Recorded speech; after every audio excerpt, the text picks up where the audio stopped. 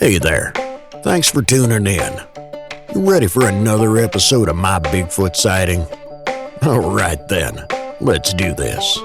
Seen a bunch of run-down no-horse towns where the church is the backbone, loves and the plow, and the five-string melodies grooving, with the farmland rows where the roots run deep, beyond the noise of the busy streets, where the songs of the South are soothing. When I hear the front porch picking down, home rhythm ringing out, I don't run from banjo music. Yeah.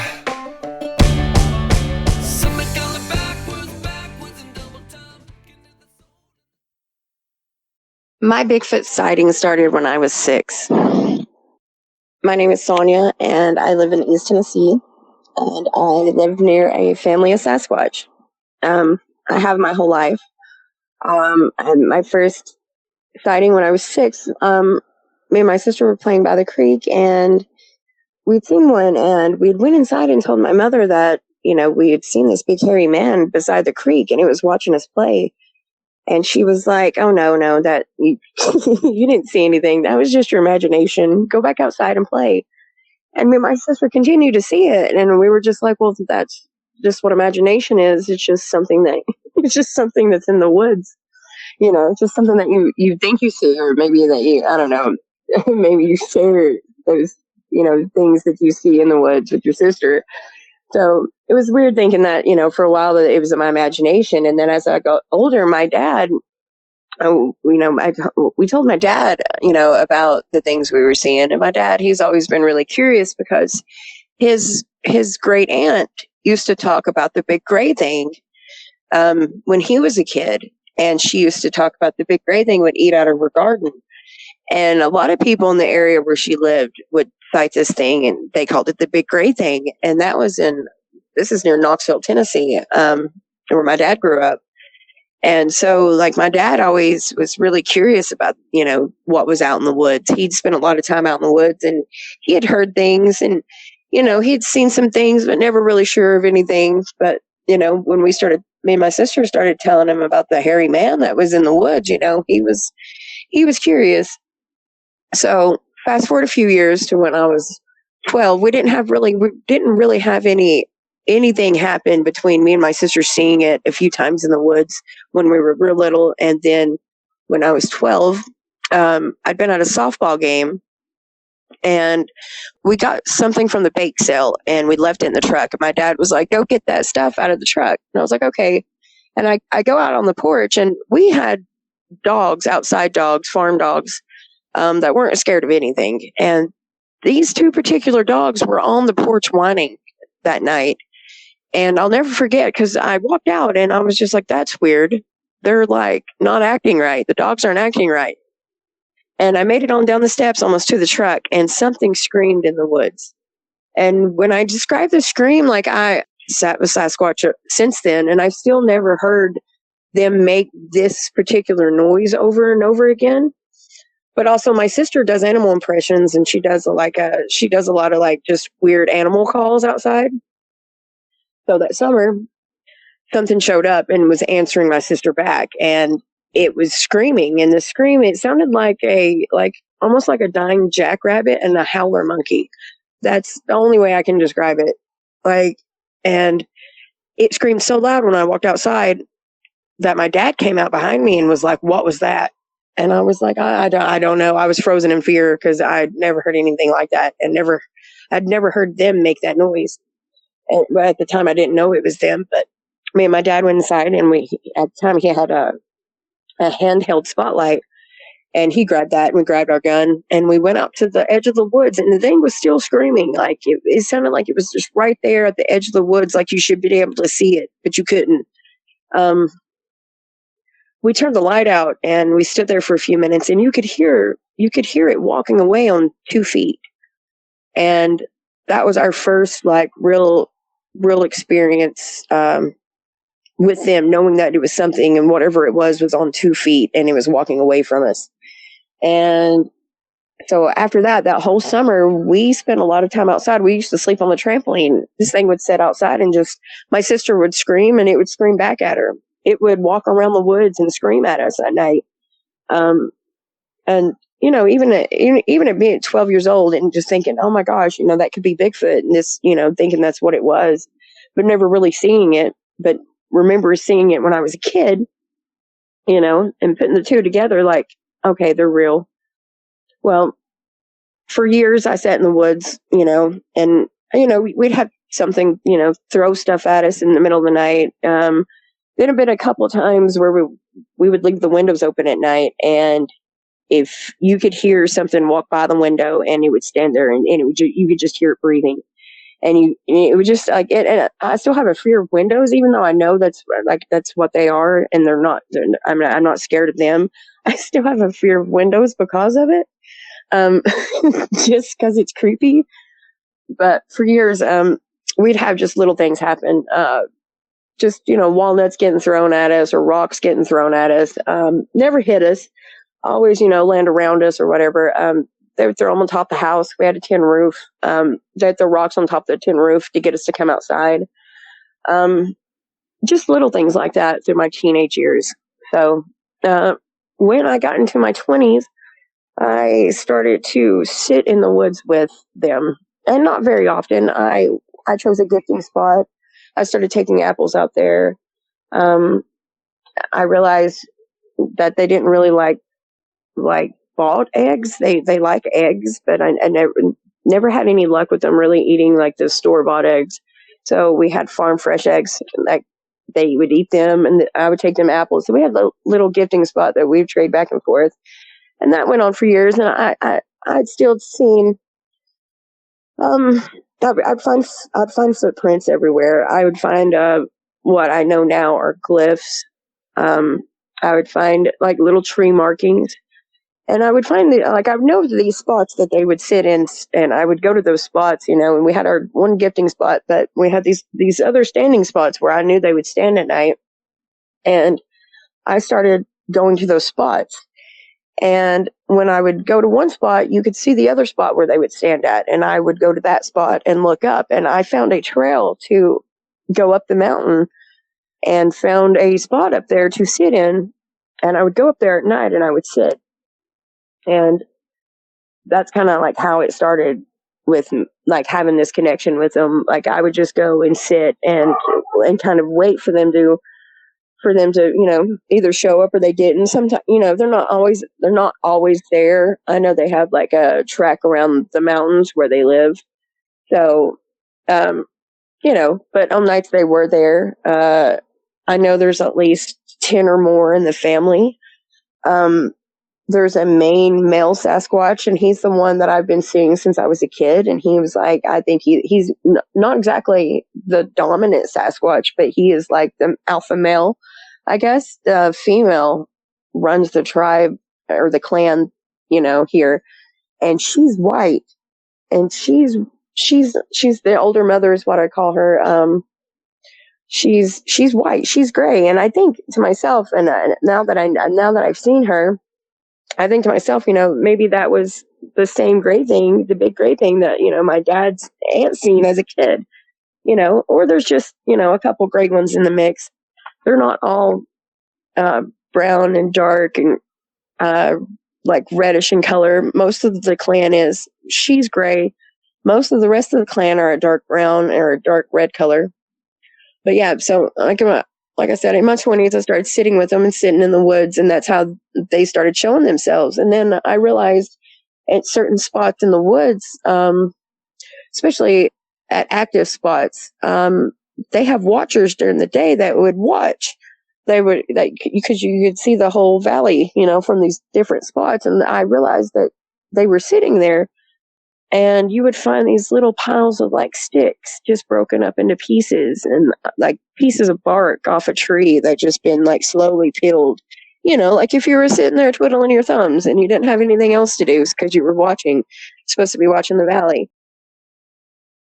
So I would find all these little piles and stuff. So it was easy to find a trail for them and, you know, to relate with them. And I never take my gun out there. Like, well, I don't say never because we do have like hunters and stuff that come through. And so I try not to like arm myself when I'm in the woods with them, because I feel like I don't feel like I need it. I'm not saying that you shouldn't, but I don't feel like I do. So it was just like a trust thing, just to go in the woods and sit with them and just to be around them. And, and then the gifting thing, to always break bread with them, eat part of the apple and leave part of the apple. That way you break bread with them, and it was just stuff like that. It started getting me into like, just knowing about them, and actually, knowing that there were more than one, which I'd always kind of figured, but then to get to see, I saw the whole family one time. This was just a few years ago. This was probably about 6 years ago. I was sitting in the woods, and it was right after my dad died, and I went to our spot and sat in the woods and was just having like just a breakdown, and the whole clan came and surrounded me, and it was so cool. And it was like, I get emotional talking about it now, but like, it was just so cool. It was something that I'd never experienced before, but sitting there having them all around me. And then that's when I seen the old mother. She showed herself to me then. And it was just like, wow, I didn't realize there were so many, but I also didn't realize, that she was a part of the clan. And it's weird too, because a lot of people say that they can hear them in their head. And I'm one of those people. Like, I've always been able to like be in the woods and hear things and find things. Like, I like to make a lot of bone jewelry. So I'll be in the woods and I'll get that voice inside my head that says, "Hey, come over here, come to this tree." And there'll be like a whole skeleton of something. And I'm just like, wow. And I don't know if it's the universe or if it's them, but and now that I'm older, and I think I realize that it's them, that they can, that they can guide you. And it's weird too, because my friends, I have a lot of friends that, have dreams about the Sasquatch. And that was something that I've heard a lot of people that have these like Sasquatch experiences, on these farms or whatever, they, that are close to a clan, that their friends would also have dreams about the Sasquatch. And I was like, I think that's really cool. And I think it's a really cool connection that, some of us have with these, these beings in the forest, because they're not just mountain apes, they're smart, and they move with the energy in the forest. And that's something else that's like that's really hard to understand when you're witnessing it, and you don't really like.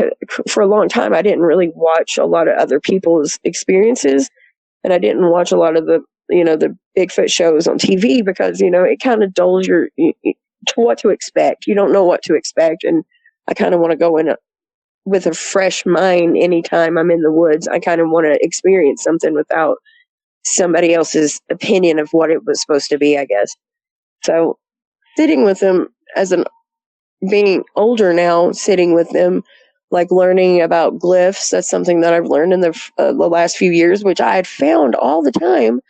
I just never really, I guess I knew that that's what they were, but it was like pictures, but they call them glyphs. But I find those all the time, and I've gotten a lot of pictures of feet, and I've never done prints before, which is something that I've thought, in recent years to get into. It's just something that I've never done. I've figured out, I really believe that the Sasquatch cloak, and I'm one of those people who do believe that they move with the energy in the forest and that they can cloak themselves. And the reason that we find just one solid footprint for Sasquatch is because that's when they cloak out, or when they kind of portal out, or I guess they always leave one good like footprint behind. So I've found many tracks that lead to nowhere and just to one solid footprint in the woods. So that's something that's, getting older and trying to learn these things about them. It's been really cool. But I realized that older male, he's been the one that's like followed me since I was a kid. And I recognize him because he has yellow eye shine. His eye shine is like an orange yellow color. The rest of the clan has like green or blue eye shine. and his is almost like a orangish yellow color. And I'd always seen them when I was a kid and never knew what it was. And realizing it now, like that was him and that was his eye shine, and that's the color of his eye shine. And that's what I've been seeing ever since I was a kid. So he's been kind of like, I guess not really following, but he's always the one that's out first. He's always the one that's out. If it's not the watchers during the day, he's the one that's always, roaming. And the rest of the clan stays behind and stays up on the mountain, most of the time. I think deep in the summertime is one of the biggest and most active times for them when they're down and about. I live like next to a pretty big natural preserve. It's over 500 acres, and then it backs up to a lake. So they have this whole mountainside and this whole place to roam. And my neighbors know about them. My neighbors talk about them often. I have one neighbor who calls them, well, the bears that throw rocks is how he describes it. He's an older man, and a lot of people up there, like where I live, we just don't, and I guess it's taboo to talk about Sasquatch in general, but it's like nobody's ever really seen it, but except for like me and a couple other people, my sister included. And but the neighbors, they know they're there. They know they get messed with. They'll have stuff on their property that gets moved around. Stuff in the garden that gets eat, like our corn. But me and my neighbors one year, our corn got eat. They had I think 2 or 3 juvenile Sasquatches in the clan at the time. And a lot of the Sasquatches don't get in the gardens where I live. Like that's one thing, they're pretty respectable about our gardens, but not the juveniles.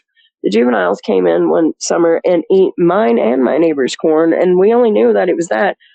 I was my first year growing corn, and I didn't know we were supposed to double plant the corn, so it would have 2 stalks, so it wouldn't fall over. But yeah, you could basically blow on the corn that I grew, and it would have fell over. But something came in the garden and ate all the corn, and none of the stalks had fallen over. So I knew something had came in and eaten. Well, that and the footprints that we found. But my neighbor told me the same thing, that something had came in and just eat the corn out of the garden, nothing else. She said she didn't know what it was, and I was like, well, kind of have a feeling I do. Yeah, and so the last few years I've sat with them, and I guess I'm not out in the woods like I was when, in the last few years, because, work gets in the way and life gets in the way, but I still have our gifting spot. I still take gifts out there, like apples and fruit and other things. I don't sit with them as much as I would like to, because again, life gets in the way, and I'm not out at the farm as much as I always am. I travel for work a lot, and I'm staying in Middle Tennessee right now, which is near the land between the lakes, and I'm pretty sure there's Sasquatch out here too, but I've not got to roam the woods out here like I would prefer.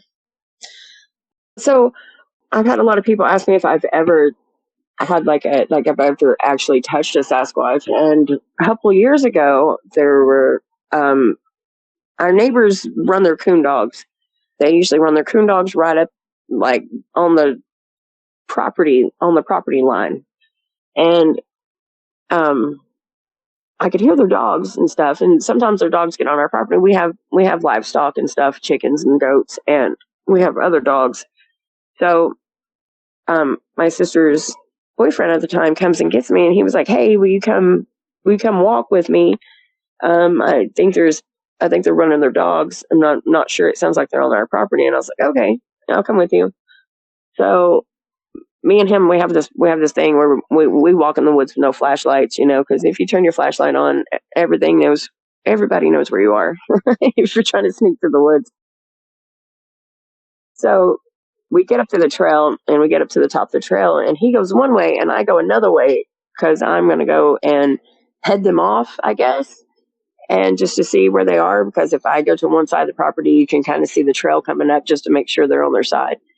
Well, I ran down through there, and I ran into this row of cedar trees, And when I swung through the trees and I ran right into something I thought was a bear, and I thought, oh my gosh, I'm going to be eaten by a bear.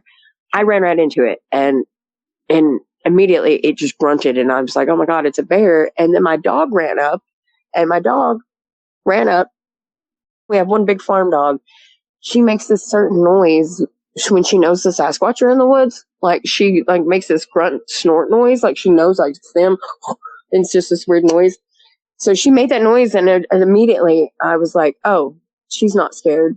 What is that? And immediately it turned and it walked off, and I went, oh my goodness.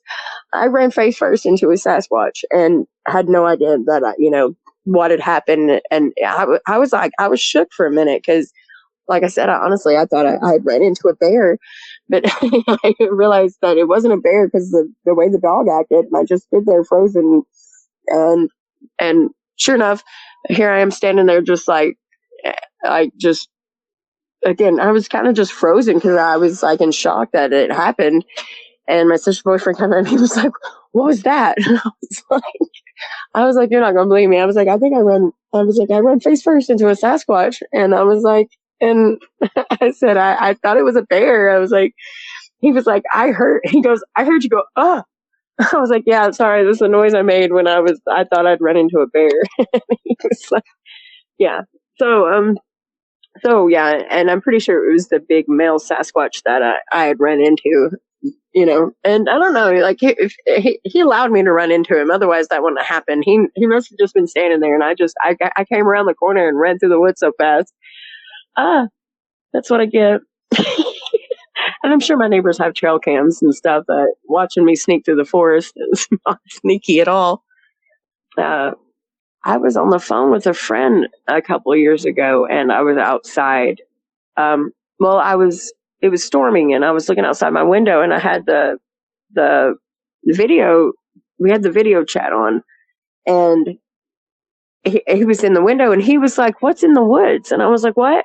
And I realized that one of the watchers was in the woods, and they could see them, and they were like, there's something in the woods. And I was like, oh yeah, that's a Sasquatch. And they're like, you're kidding me. There was like, and it's really funny too, because they're a podcaster, and they take a lot of people's stories, but they're never really in the woods, doing their own thing. And they always wanted to. And here I am just sitting at my window and, watching on video chat and catch one sitting in the woods. And I was like, yeah, that's one of the watchers. She sits up there a lot. And she sits on top of the ridge where she overlooks like the driveway and the road and up the creek. So it's just a really cool spot. It's actually one of our gifting spots that she was sitting at. And it was really cool because I didn't even notice her until my friend on the phone was just like, what is that? There's something in the woods. And I was like, oh yeah, that's one of the watchers. Yeah. I was like, she sits out there during the day. And he was like, that's so cool. He was like, that's crazy that you could just sit at your window and see them. And I was like, yeah, in the summertime when they're really active, this is one of their trails, And I was like, they know they're safe here. I was like, between me and my neighbors, they know they're safe in this little valley. So it's really cool to, it's really cool to even like have that experience where that they feel safe around you, or that they'll let you see them like that. And the fact that I was on the phone and they let somebody on the phone see them was wild to me. That was something that was really cool that happened.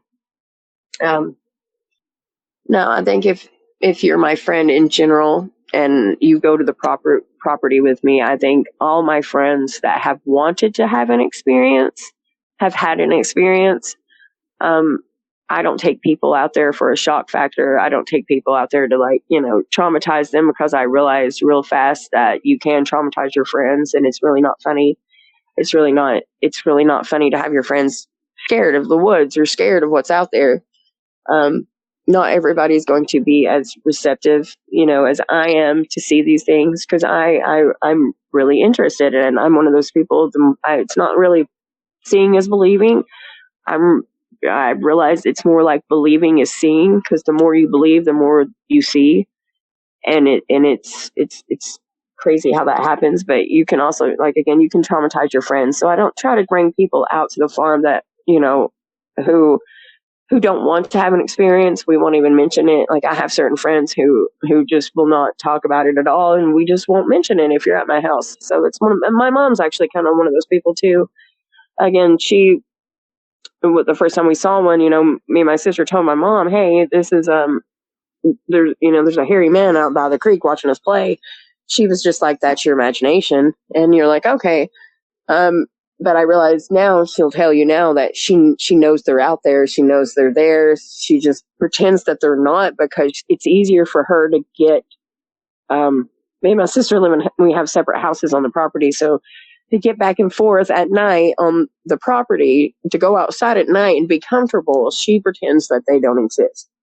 So she's one of those people, and that's fine. Again, not everybody is receptive, to being able to accept what they're seeing or to accept, what's out there. Again, we have the one older neighbor who calls them bears that throw rocks. So it is what it is. But, I think living out in the country and being, country folk, it is harder to know that there's stuff out there because you tell people that not a lot of people share their stories about what they've seen, but if you share your story, they're more receptive to be like, "Hey, yeah, I've seen this too," or "This is going on." And that's kind of what happened with me. I started telling people, started telling some of my neighbors about like what, stuff that was happening, or that, I'm pretty sure that we have Sasquatch here, there's Bigfoot out here. And, and they're like, "Oh yeah, well, I did see something," and they'll finally come up with this, they'll all have a story, they saw something cross the road on them one night, or they were out at the barn and, something was standing in the woods watching them, and, they didn't know what it was. And all of a sudden you realize that all these people in your area are having these experiences too. They've just been too afraid to talk about it. Or again, it's just not something that you really talk about when you live in the sticks. But,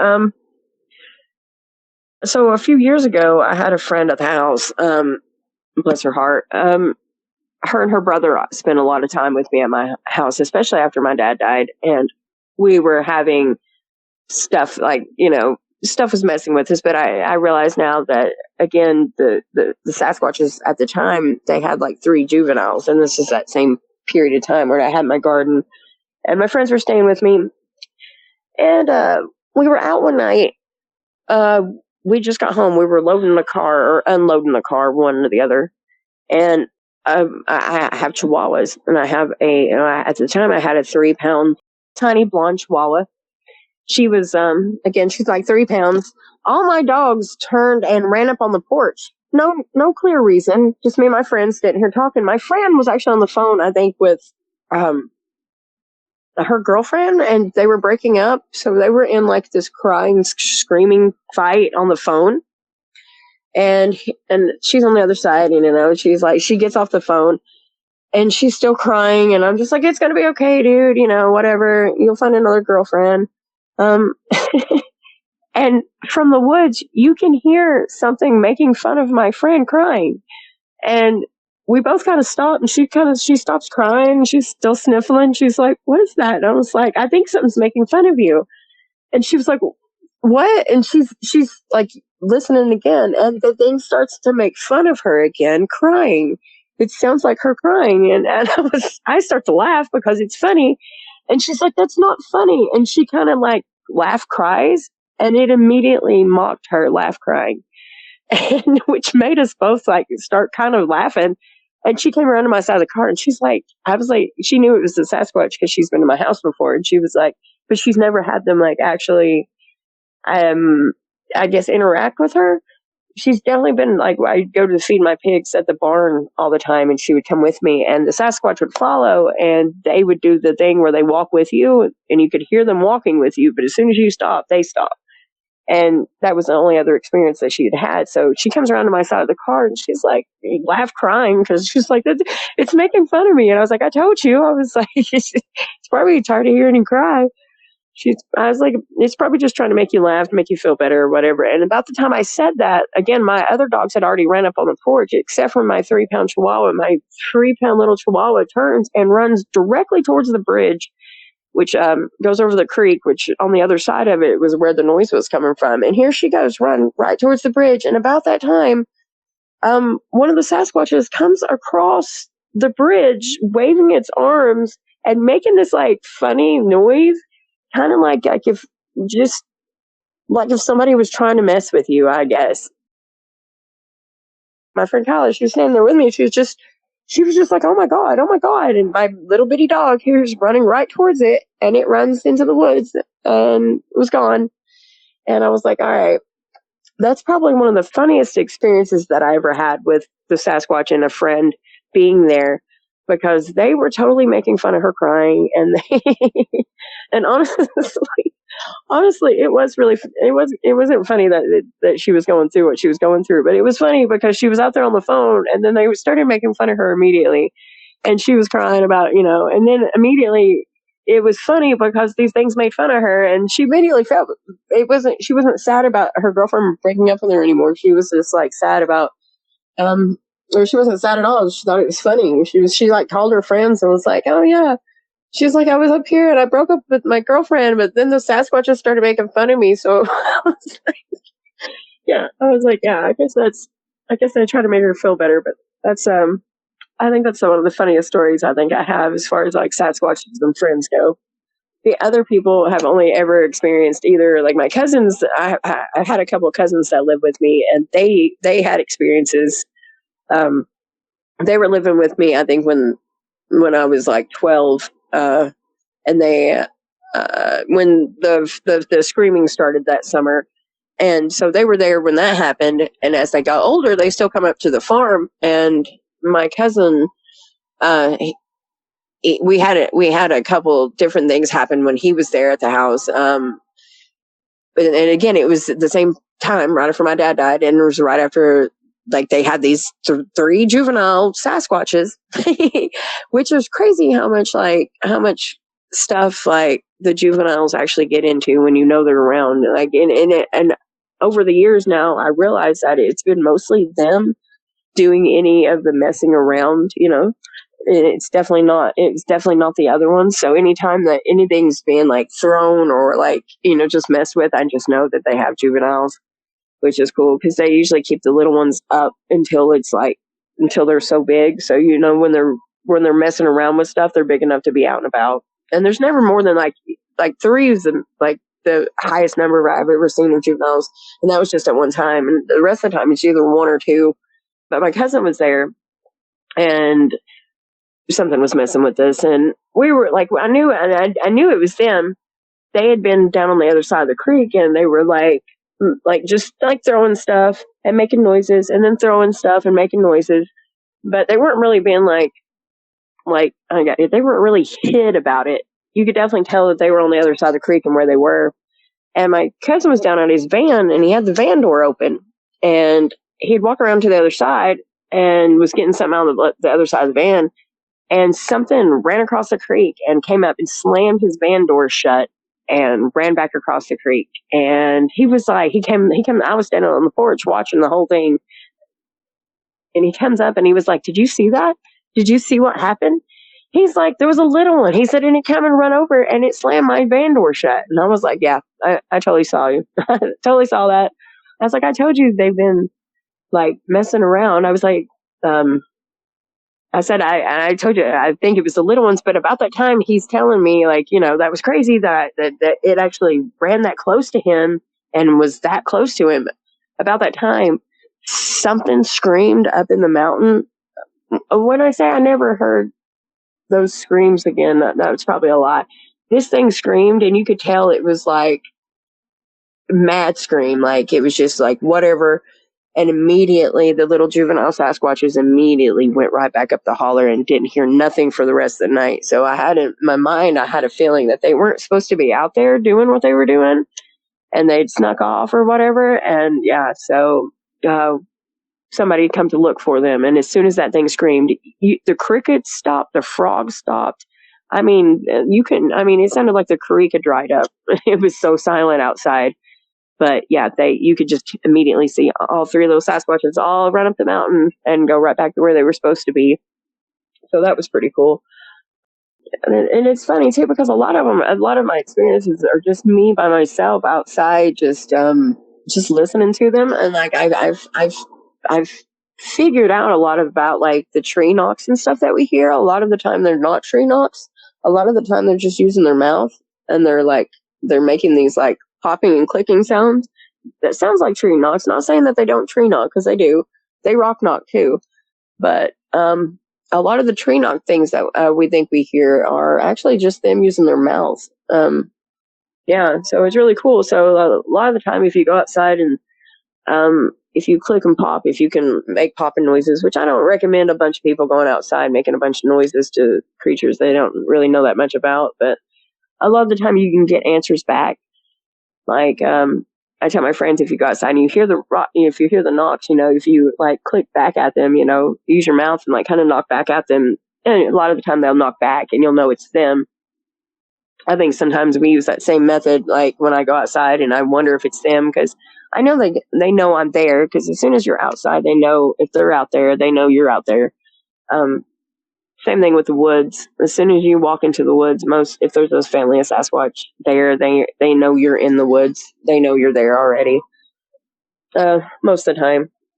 But the happiest experience, I think, was still the same time. I think when the clan showed itself to me, I think was probably like the happiest time. Or like even though like I was having a moment, I think, after my dad passed, being out in the woods with them really brought me out of a lot of my depression, and just being out in the woods. And I think them coming to visit me like that kind of brought me out of like, just kind of reminded me that there's a lot of like magic still in the world, and that, there was just a lot out there, that's really cool. And me and my dad really enjoyed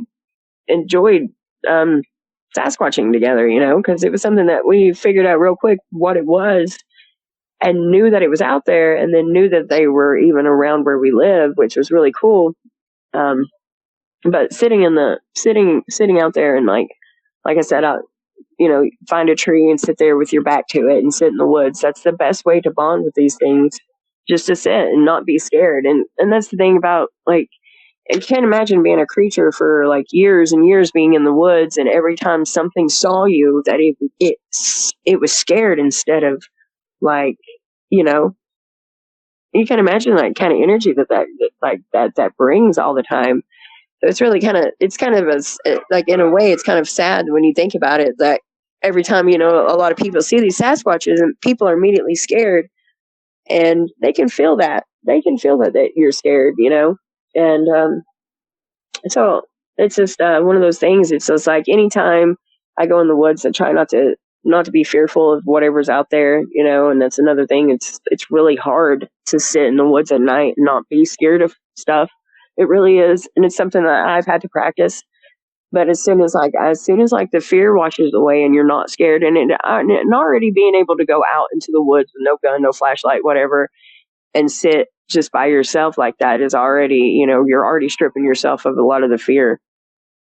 So, but like, I think it made sitting with them easier. It made bonding with them easier, because like I know I can go in the woods now. Now I have went on the backside of my property from my neighbor's house down the road, and came into the backside of my property one time, and I lost hours of the day. Like, I was on one side of the property, and then honestly, I thought I got abducted by aliens for a couple of hours, but honestly, I don't know what happened. But I was walking through the woods, and it just felt like, well, it didn't feel like anything. I was just walking through the woods, and then it was almost dark, and I was on the other side of the woods, like where I hadn't started, and I had no memory of how I got there, and I don't have any memory of walking through the woods. Now, I don't know if something happened. I don't know if I've heard other people talk about Sasquatches being able to I guess zap you or something. I'm not sure if that happened, but I do have the one time that I snuck into the backside of my property and didn't go my normal way. I did get hours of my life missing. There was like 2 or 3 hours. Like I said, I was walking through the woods and I was on the other side when I kind of came to. And that's something that, I can't explain, but I've been told that it could have been Sasquatch related, or it could have been related to them. And again, and it makes sense because I came in on the backside of the property and kind of came in like where I don't normally come. But I don't know.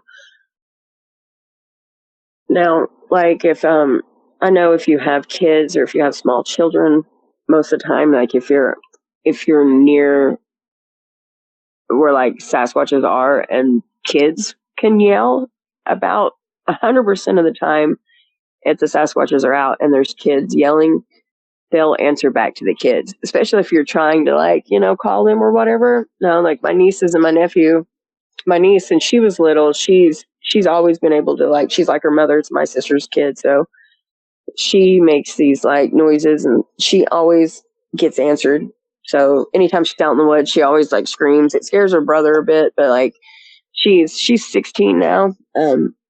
So since she's been little, since she was about like, 5 or 6, she's been able to like, scream or whatever, make these noises, and they answer her back. They don't answer a lot of us back. We do it a lot of the time, but they don't answer us like they did when we were kids, and I think that's kind of really cool. And I think that's kind of like why that thing was like screaming in the woods, when I was 12, was because my sister would be outside screaming in the woods all the time, and it was just answering her. But yeah, but it's cool. Like if you have kids, they like 100% of the time they usually answer your children back. Not to say to use children as bait or anything, but yeah, if you have a family of Sasquatches near your farm, yeah, the best way to tell if they're there or not is to have the kids go out and scream for them. Certain stuff that's happened that's on the farm, like me, my dad, and a friend of mine, we were cutting trees down. Just up in the woods, we were cutting trees down and we were dragging them with a chain in a truck. And we were standing out there. We had stopped and was taking a little break. And my friend, we were talking to my dad. My dad kept just like, acting like he was hearing something. And I was like, "What are you hearing?" And he was like, "No." He's like, "I saw something."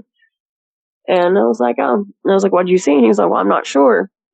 And about that time, something threw like a huge rock. And it landed like, I don't know, 2 feet from all of us standing there in that circle.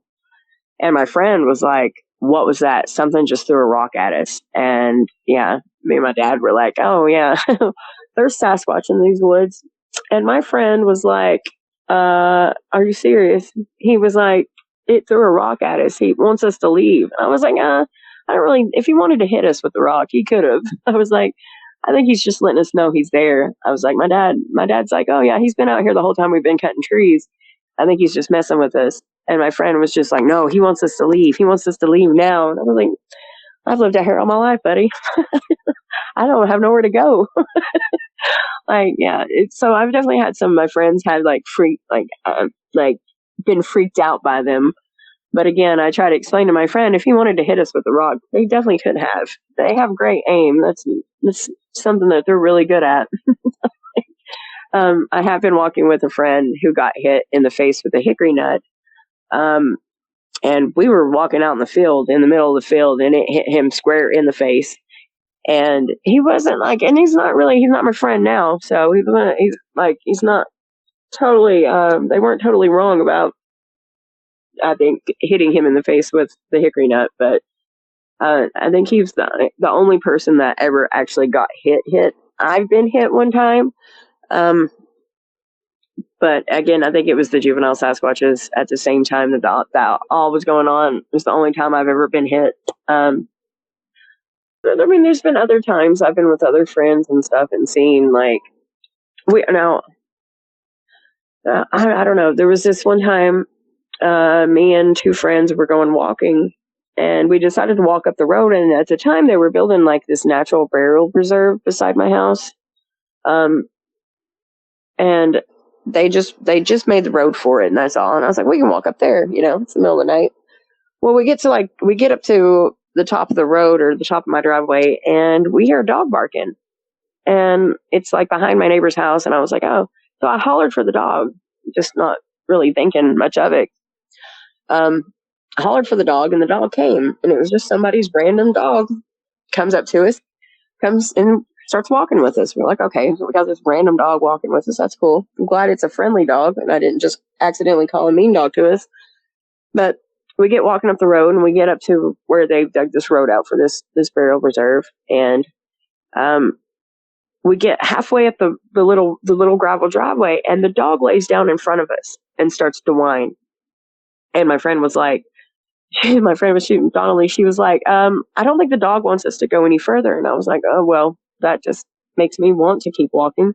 I don't know about you, but I think I'm going to continue to keep walking. And the dog kept running in front of us and laying down and whining. You know, I don't know this dog, but I know dogs' actions. And she was probably right. The dog was trying to stop us. So we walked a little further. There was 3 of us there, and the other friend was kind of like way behind us. But me and her, we came around and topped the top of this little gravel driveway. And about that time, something stepped into the bushes. All you saw was it step into the bushes. And I was like, did you see that? And she goes, yeah, that was a Sasquatch. And I was like, that was a Sasquatch. Because a lot of the time, like, if I'll make people tell me what they thought they saw, not me being like, oh, that was that. So make sure that that they get a clear view or they get their clear head about what they saw, and me not trying to talk them into something that I already know is there or whatever. But it stepped into the bushes and it's just like silence. And the dog runs up to where it stepped into the bushes at, and it was pointing. And I was like, all right, this dog saw it. We saw it. It's pointing to where it was. You don't hear anything. If it was still standing in front of us, it wasn't making any sound whatsoever, which was crazy because we stood there. My other friend finally catches up and he was like, what's going on? And we tell him, and he was like, oh yeah, no. He's like, I saw that step into the bushes from down there. And I was like, yeah. He's like, well, where is it now? And I was like, it has to be standing right there in it was just a little patch of trees and patch of grass. And I said, it has to still be standing right there. I said, I haven't heard a footstep. I haven't, it's got to be right there. And about that time, the dog runs in to right there to where that thing stepped into the wood, where the thing stepped into the woods. And when I tell you that you don't hear nothing, I didn't hear a stick break. I didn't hear the dog anymore. I didn't hear anything.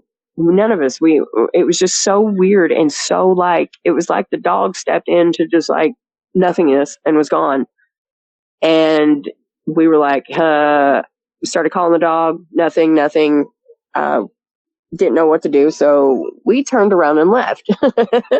I was like, that was so weird because I was like, why didn't we hear where the dog went? Why didn't it make a noise? Why did the sticks that the dog was walking on stop making noise as it walked into this part of the woods? So weird. Still can't explain it. But we get back out on the road and get back to my driveway and we hear the dog again. And it's exactly where it was to begin with when we first started this journey. It was behind my neighbor's house again, and I hollered for it, and it came running through the creek and came right back to us. It was so weird. It was it was probably one of the weirdest Sasquatch experiences that I had, because I know that that's what that was that stepped off into the woods. Like, me and my friend saw it. She saw it. She told me what she saw. Like, I saw it. And my other friend saw it even from where he was on down the driveway. And again, the dog went into the woods, didn't make a noise. Can't explain why you didn't even hear a stick break. Like, after the dog went into that little spot in the woods, it was just silence. And again, didn't hear the dog. The dog didn't follow us back. Didn't hear anything. Called that dog for a minute and was like, all right. When the dog didn't come back, we left. And again, we got back to the top of the driveway, going back to the house, and the dog was in the same spot as when we called it when we got there. It was just a really just strange thing that happened. It's one of those ones that I can't explain. And I still think about that all the time as an adult now, and thinking like, because I was in my early 20s. I'm 38 now. So it's one of those ones that I'm still stumped by what happened, or what happened to the dog, or, I guess if you believe in portals, that could be a thing. But yeah, I'm really grateful to be able to have these experiences with the Sabi or the Sasquatch. I'm grateful for the life that I live, and I'm really grateful to be able to live in the Appalachian Mountains, because there's some really strange things out here.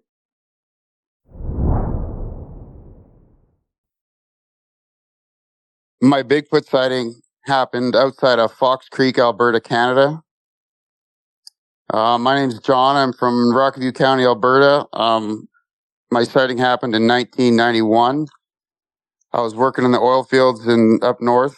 I was working on a seismic crew, and what seismic is, it's oil and gas exploration. So we're the guys that lay down the lines and recording boxes to see where the oil and gas is under the ground. So we were on a crew and we were running our equipment down a seismic line. So picture a road made by a caterpillar right through the middle of the bush so our trucks can get through. So what happens is the line goes straight through everything, sloughs, ponds. So we came up to a crossing. It was a big river crossing, and it was about January, so it was minus 30 degrees. Rivers are frozen solid. So the process we have to do is we have to take the equipment off the trucks and walk it in from either side.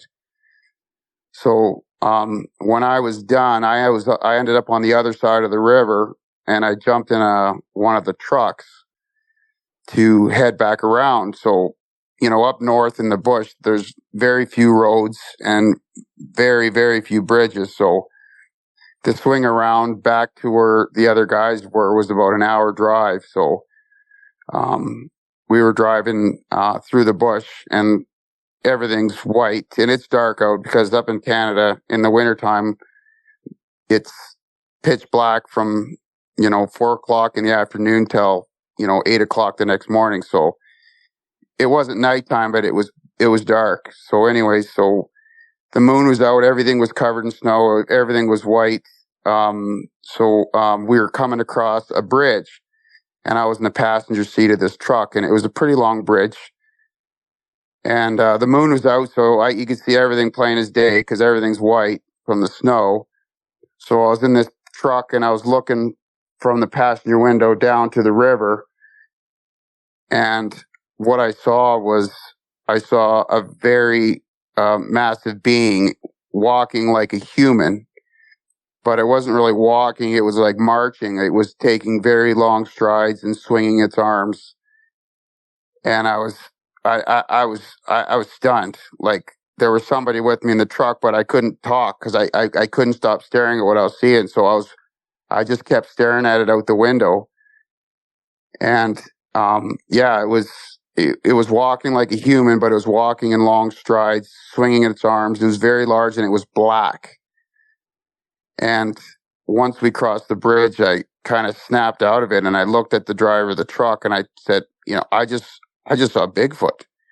And he looked at me and said, yeah, right, and started kind of laughing at me. So I was like, okay, whatever. And it was stunning, right? So when I got back to camp with all the boys, I was 20 years old, right? I'm a young guy, right? And I'm, telling them what I saw, and, everyone's kind of laughing. And the province next to us in BC, they actually have a Bigfoot mascot for one of the beer companies. And a commercial shows this Bigfoot walking through the bush carrying a case of beer. So they were laughing at me saying, oh, was he carrying a case of beer? Was it a moose standing on its hind legs?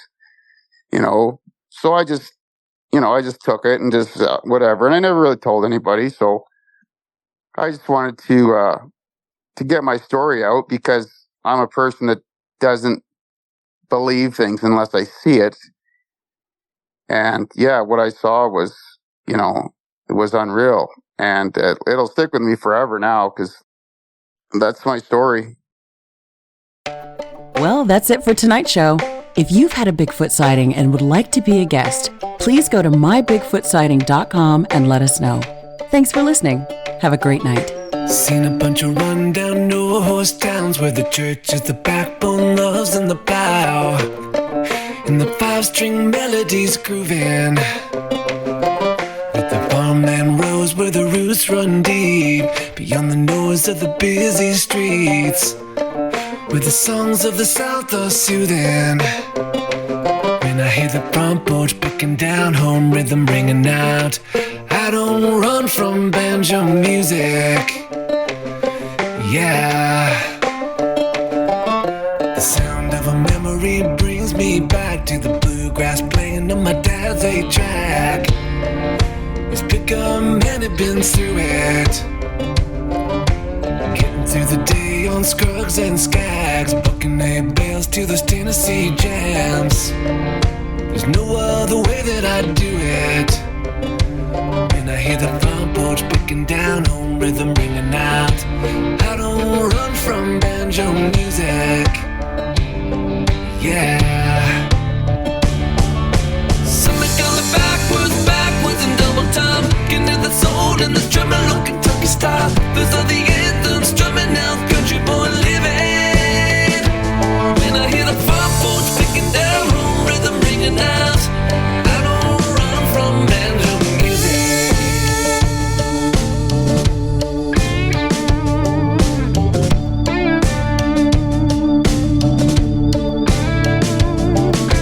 Pace of the city life drives me wild. The only tune is the cars rushing by, with the bass on the stereos booming. When I hear the front porch picking down home rhythm ringing out, I don't run from banjo music. Yeah. Something going backwards and double time. Getting to the soul and the drumming low Kentucky style. Those are the anthems drumming out, country boy living. When I hear the front porch picking down home rhythm ringing out, I don't run from banjo music.